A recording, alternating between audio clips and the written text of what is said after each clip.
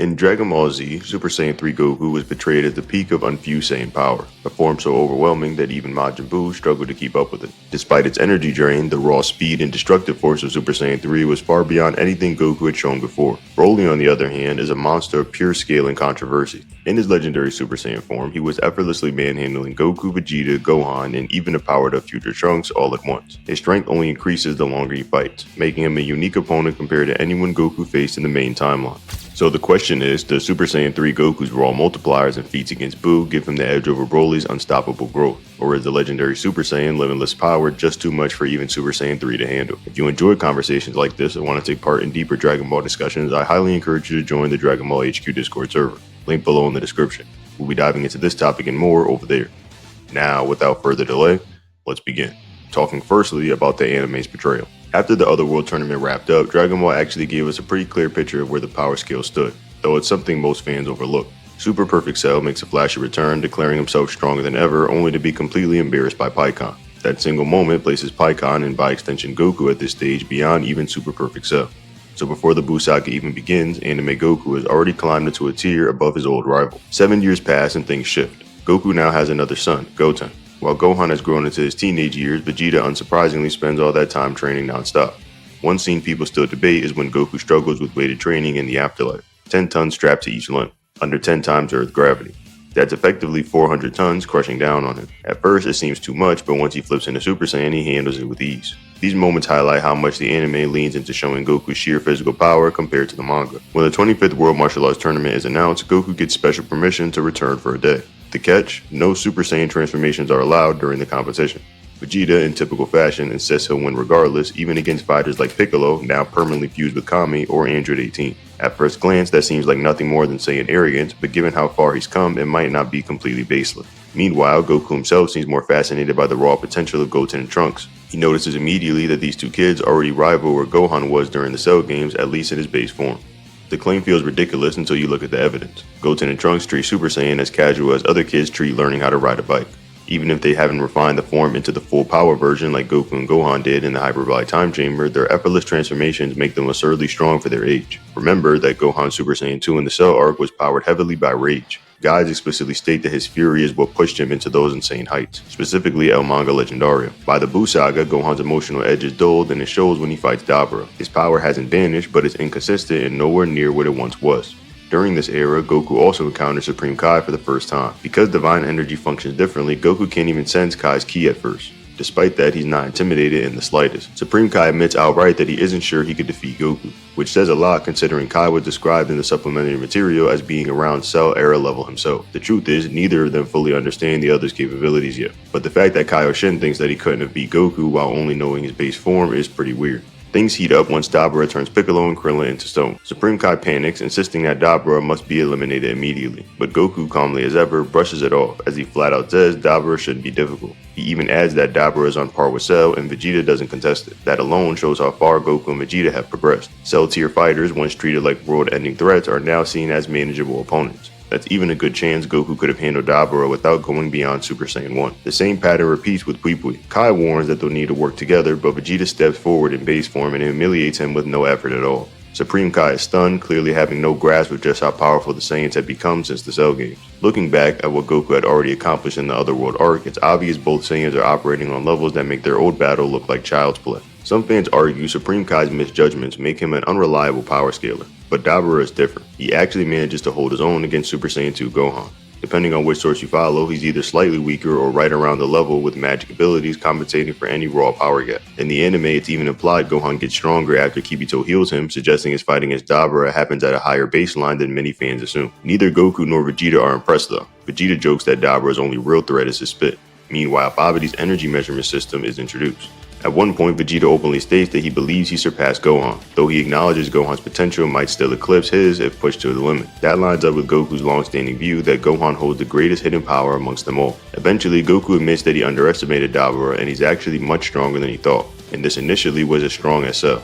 Then comes the infamous clash, Goku vs Majin Vegeta. Babidi's magic forcibly draws out Vegeta's full latent power. Some fans jokingly call this Super Saiyan 3 without the hair since the description of the form is almost identical to what's said about Super Saiyan 3, drawing out one's full potential. Regardless, Goku and Majin Vegeta are evenly matched in their duel. There's a debate that Goku's undead body gave him an unnatural stamina or toughness, but Babidi's Majin modifications blur that argument. After all, Spopovich has had his neck twisted and still kept fighting like nothing happened. The Majin process clearly alters physiology in strange ways. By this point in the story, one thing is undeniable. Goku and Vegeta have entered a whole new tier of power.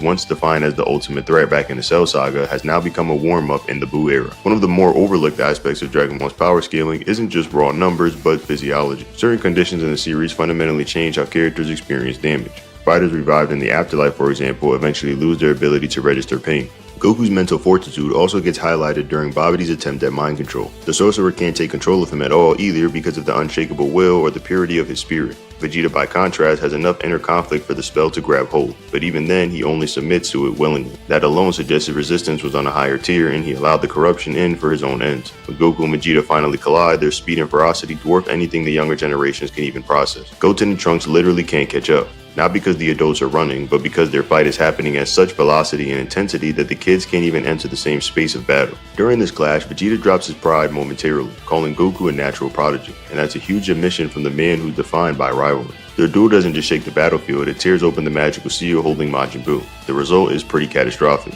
Dabra, who up to that point was treated as high-level demon lord, gets obliterated almost instantly, underscoring just how far the power ceiling has risen. Even Gohan, the once Cell Slayer, finds himself unable to handle Buu's chaotic strength. Vegeta initially fares a bit better, he lands meaningful blows on Buu early on, but Buu's regeneration and evolving nature quickly push the prince past his limits. Meanwhile, Goten and Trunks reveal to Goku the true extent of their strength, shocking Piccolo. Their hidden reserves suggest they were sandbagging in the tournament against Android 18, but even with that revelation, Goku remains calm and unimpressed, signaling how vastly beyond them he's climbed. It's here that Goku unveils Super Saiyan 3. The transformation shakes the planet itself and sends ripples detectable all the way from the Kaioshin realm, an entirely separate dimension outside the known universe. No other form in the series up to this point creates such widespread, tangible effects across cosmic barriers. When Kid Buu finally emerges, Goku admits he could have defeated Fat Buu outright with Super Saiyan 3. That's staggering considering Fat Buu had survived Vegeta's final explosion, toyed with cell-level fighters, and humiliated Gohan with ease. Goku even casually redirects one of Buu's blasts that could have obliterated Earth in an instant, proving his defense scales just as absurdly as his offense. What makes this even more interesting is that Goku chooses restraint. He holds back not because he doubts his strength, but because he sincerely believes the next generation, Goten and Trunks, deserve the responsibility of saving their world. Supplemental material reinforce how extreme Super Saiyan 3 really is, describing it as the form that draws out the absolute peak of a Saiyan's potential, unlike Super Saiyan 1 and 2, which have clear multipliers times 50 and beyond. Super Saiyan 3 is framed as raw, unquantifiable, maximum power. This may be why traditional multipliers break down at this stage. The numbers no longer make sense at this scale. By every measure, speed, endurance, destructive potential, spiritual presence, Super Saiyan 3 Goku represents a new level and might redefine the playing field of Dragon Ball. When evaluating the strength of Goku after he's brought back to life, however, there are overlooked details that massively change the conversation around how strong he actually is. Elder Kai doesn't just revive him in a conventional sense, he literally transfers the rest of his lifespan, which is stated to be around 1,000 years. In Dragon Ball, life force isn't just abstract longevity, it's tied directly to the quality and the quantity of ki itself. So absorbing a millennium's worth of divine life is bound to elevate Goku's potential enormously, even though we aren't given a precise multiplier. We can also see this revival effect reflected in Vegeta. Before being brought back, Vegeta Super Saiyan 2 wasn't even on the same radar as base Gotenks fresh out of the Room of Spirit and Time. Yet after his resurrection, Vegeta's raw output skyrockets. There's an anime-only scenario that really highlights this as well. Inside of Super Buu, when Goku and Vegeta split apart from Vegito, they're forced to confront fake Super Warriors, clones of Ultimate Gohan, Gotenks, and Piccolo that share the same battle power as the originals.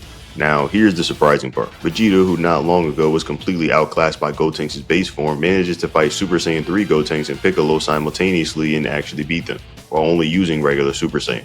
That kind of gap is pretty ridiculous. If you stop to think about it, since Gotenks' fusion was supposed to be hundreds of times stronger than Vegeta by the time of the Buu Saga.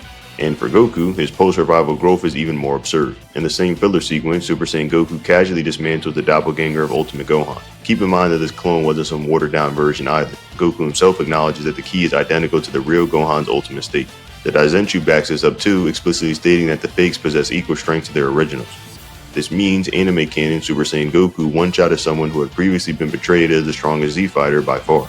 If you scale that forward, multiplying by the Super Saiyan 3 boost, a live Goku in that form isn't just competitive Ultimate Gohan, he's far above him. That's why the anime depiction creates such a radically different outcome compared to the manga, where none of these fights occur and Goku never gets to showcase his post-revival ceiling. In other words, the moment Elder Kai passed on his lifespan, Goku's entire power trajectory shifted. Super Saiyan 3 alive Goku is not the same as the version we saw while he was dead. He's operating on a tier that makes Ultimate Gohan look outdated. Now, when speaking about Broly's second outing in Dragon Ball Z Broly's Second Coming, Movie 10 is one of the strangest causes of continuity and scaling in the franchise. 7 years after his first appearance, Broly crashes to Earth in a space pod and remains buried beneath ice for years. What's bizarre is the fact that he survives in a frozen lake after having been blasted through space, unconscious, and completely submerged in water without ever drowning. His body simply endures, almost like a force of nature sealed away, similar to some mythological monster whose very essence corrupts the world around him. In fact, the area surrounding his frozen prison suffers extreme weather changes, with locals blaming unnatural storms and misfortune on the evil sealed underground. What wakes him up? Not a massive power spike or the arrival of the Z Fighters, but Goten's crying. That's enough to trigger his obsession with Goku and pull him back into action. From this point, things escalate pretty quickly. Broly's sadistic tendencies return as he toys with his opponents rather than finish them off immediately. Videl, strangely enough, manages to get some spotlight in this fight, with the script treating her like she's able to hang around long enough to at least matter in the scuffle. Then there's Trunks and Goten, whose Broly taunts and banters, letting them struggle as Super Saiyans before chasing them down once they're too exhausted to keep the form up. And here's where scaling gets messy. According to Daizenshu, Goten and Trunks are portrayed as being comparable to Gohan's Cell game strength, at least his suppressed non-rage AM state. But this is the movie timeline, not the main story. In the film continuity, Gohan has been training for 7 years rather than slacking, meaning his base form should realistically surpass Goten and Trunks Super Saiyan states with ease, and that's reinforced by how he's portrayed, a much more dominant fighter than his canon Buu Saga counterpart. On top of that, Goten and Trunks show no difficulty with Super Saiyan, implying they naturally achieved the refined grade 4 version of the form, the same efficiency Goku and Gohan unlocked in the Room of Spirit and Time. And it makes sense, given they later jump into Super Saiyan 3 with Gotenks with ease.